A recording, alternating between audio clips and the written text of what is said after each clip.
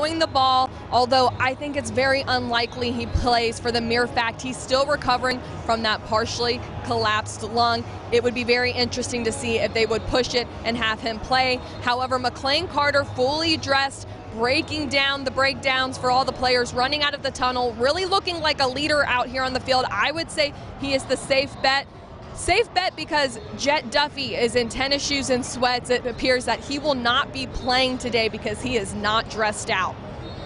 Very interesting news there. You mentioned that fact there. We do remember a couple of weeks ago, Alan Bowman, after suffering that initial partially collapsed lung, he did suit out and he warmed up there in Fort Worth actually.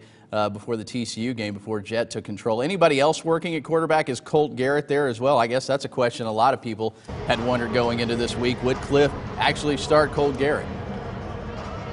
Colt Garrett is here along with Nick Gerber. Nick Gerber usually doesn't travel, but he is here today, probably to add depth to that quarterback position, because if if Alan Bowman and Jet Duffy are no-goes, that means the pecking order would look something like McLean Carter, Colt Garrett, and Nick Gerber. So those two guys are here warming up, and you never know, he could go to Colt Garrett. We could see a Nick Shemanek type debacle go on like we saw in Texas last year, where it was McLean Carter to start and Nick Shemanek goes up to Cliff in the fourth and says, "You're running out of time," and he puts him in and they go on to win the game. Who knows what's going to happen, but I would say the safe bet for starting quarterback today is McLean Carter. Thing before we go there, like we said, you've been out there watching everything, and kind of an interesting sight. Cliff Kingsbury usually out there throughout the early warm-ups. Kind of a different look today though, huh?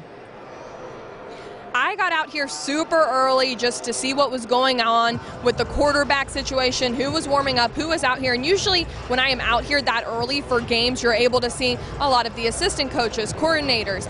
No Cliff Kingsbury.